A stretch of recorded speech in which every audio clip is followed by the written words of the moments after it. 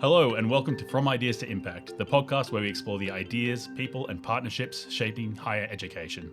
In each episode we speak with educators, leaders, researchers and professional staff about the journey from idea to meaningful impact through collaboration, innovation and educational practice. My name is Morgan Harris and I'm an educational developer in engineering. Today I'm joined by Patsie Polly, the director of the Nexus project. Welcome and thank you for joining us today. Thank you, Morgan. So, to get started, if someone came and asked you today, what is Nexus? What would you say?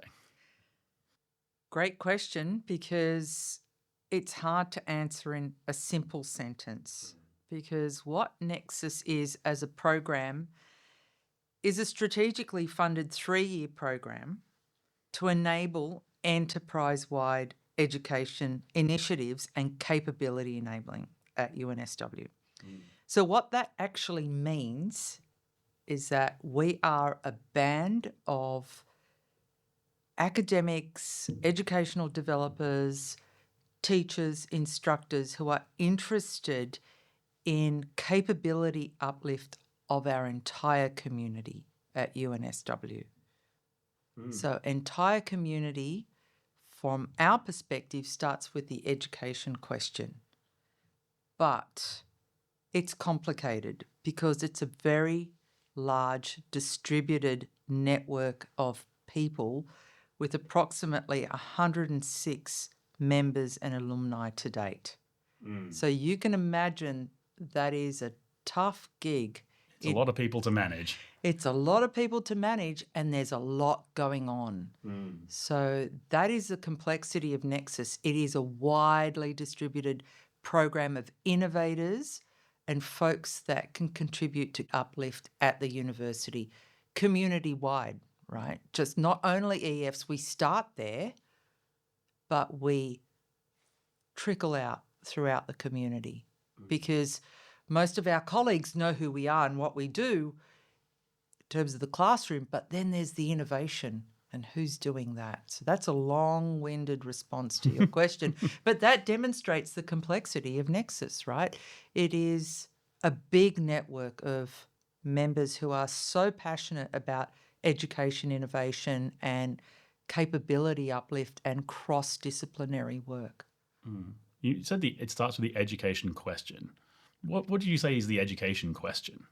Well, the biggest question at the moment is how do we engage our students to learn in different ways? So they're already leading the way in terms of the fact that they have a complex life that requires the type of education that is on demand, I guess, and is also flexible and also requires a need to work around their life in terms of their working life, their needs as humans on this earth that not only need an education but need to work through this cost of living, responsibilities, be they family or otherwise. So we're working in very, I guess, complex times where we've also got digital technology playing into it, like AI, and sort of creating a bit of turbulence, not only for learners but for us as educators. So the education sphere is complex but at the same time very exciting. Yeah, absolutely. So you've worn a lot of hats throughout your career. We were just talking earlier about your history is in pathology. So how did you end up as the director of Nexus? It feels like maybe not the most straight A to B path. That's it's not a straight path, and you can also somehow transmit the concept of network over to me as well, because I started off as a lab scientist, so interested in pathology. I work in my discipline area is molecular mechanisms of disease. So I was trying to understand the DNA and protein changes that take place due to cancer and the wasting that humans experience, the whole body wasting due to cancer. But as I was teaching my students, this was so complex, so I had to find ways to break the whole mechanistic idea down for students. So I started building virtual labs, One of our students worked with us to do a PhD in immersive learning. Before that, I worked on e-portfolios and, asking students to think about their journey all the way through their coursework into their program. In other words, science and the work we do in our courses is not an isolated thing, it's a journey. I talked a lot about scientific communication because when I came into the university 22 years ago, I thought, geez, students are still struggling with reflective practice and communication. Why is this happening? What needs to change in our courses and programs? So that's how I got started. I'm a scientist, right? I experiment a lot. So I'm an innovator by nature, and I was innovating various aspects of the courses I was convening to try and upskill students. So that's why Nexus was exciting for me, because it essentially is an enabling upskilling mechanism for staff to then impact the way students learn. Yeah. So it's like what I've been doing at a micro level, now at a massive level. Yeah. What's an exciting thing that you think's happened in your time as director of Nexus? Well, the first exciting thing about Nexus is the way people work together, other people, right? So the exciting thing is also unearthing all the goodies that have been produced, right? So I've been on a bit of a mission to find and, I guess, visualize all the great work that's been going on across the program. So in its third year now as director, I have been on a recognition mission for the members of Nexus, alumni and president, that have produced so much, but it's not only what they've produced, how it works with colleagues across the university to make our whole way of doing in a classroom better. Yeah. Does anything sort of surprise you as you arrived as the program director at Nexus? Yeah, look, as part of searching for all the goodies, the surprising thing is how buried some of these things are, right? So I would love to get my colleagues recognised for all the good work they do. The surprising thing is that it becomes business as usual for our colleagues, and it really should be celebrated more. So I'd like to bring in the concept of, really putting spotlights on things that we've produced so it is celebrated. I'd like more of a recognition around it. I think it's become a business as usual because we're innovators and, we do experiments and sometimes it fails and we don't want to talk about it, but there's good work in the failure.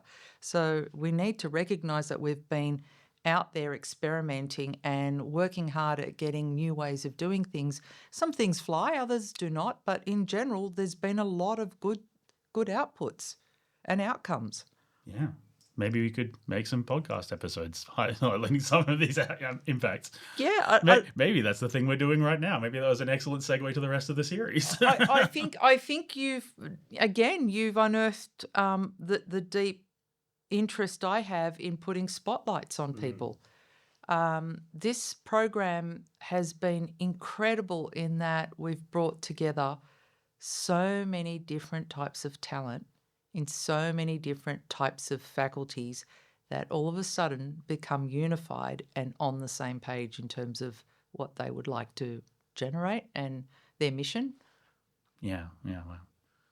So what has being the director taught you about leading educational change across the university? That it's complicated. Okay. In one word, complex, complicated, strategic, right? So the hardest thing we have to do as innovators is pin the work down, make it accountable, and understand the strategy for why we do things. So it's great to experiment and create all this new ways of doing and new stuff. But I guess if it's not strategically aligned with an endpoint, then it becomes a problem. And the problem is the relevance. So that's what I've learnt in my directorship. And I did learn that as a research scientist too, because when we were generating grant proposals, we had to have endpoints, destinations for what our experiments were trying to reveal. So this is the same thing. So part of me is surprised, the other part of me isn't.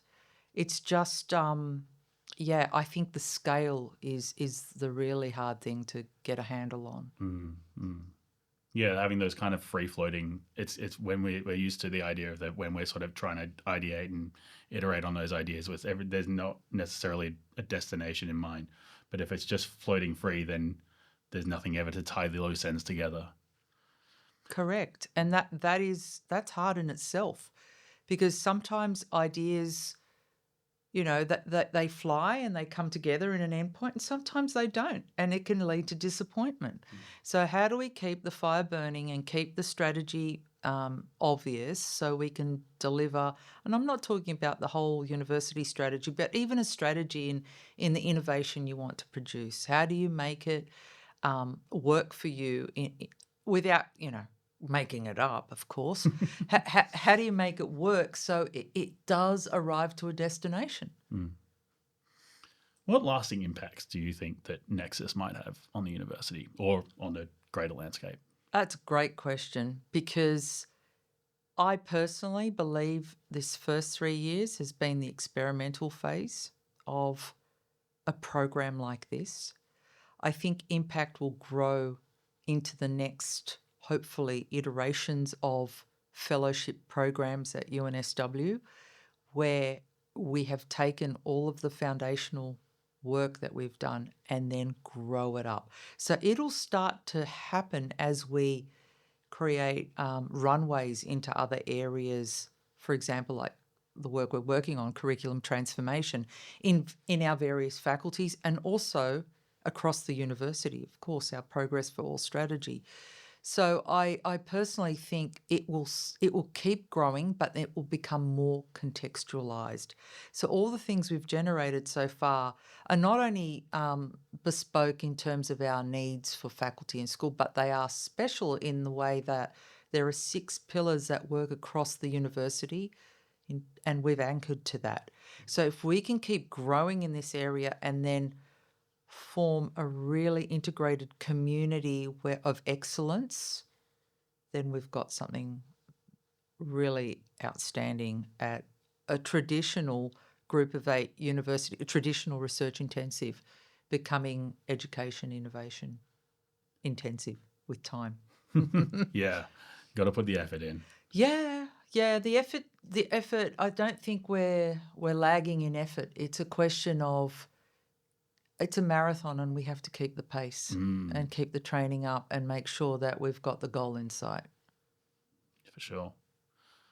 So finishing up, what's your next big idea? Wow. My next big idea, I think I've talked about this a little bit as part of the Scientia Education Academy as well. But I think the whole idea, we are generating quite a bit in scholarship at the moment, and to have a recognised centre for scholarship at UNSW would be fantastic. And if we could get funded for that, that would be fantastic. Because that's the real question. Yeah, but it's not only scholarship, it's the whole innovation piece, because you can do scholarship, but you need to hook it back to a progressive type of innovation that comes out of the classroom or goes back into the classroom, I think. So the role of practitioners as innovators, as scholars, is a super cool concept for me. That whole pipeline of individuals that come out on the other side as, internationally recognised for what they do. Yeah, I mean, that would be quite something. Patsie, thank you so much for joining us today and sharing your experiences and insights. It's been an absolute pleasure. To everyone listening, thank you for joining us on From Ideas to Impact, Nexus Conversations. We hope today's conversation has sparked new ideas and inspired you to think differently about leadership, learning, collaboration, and educational practice. Until next time, thanks for listening. This episode of From Ideas to Impact, Nexus Conversations was hosted by Morgan Harris. Our guest was Professor Patsie Polly. Produced by Diana Siaragi Turnip. Edited by Ang Nguyen. This podcast series is supported by the Nexus Program at UNSW Sydney.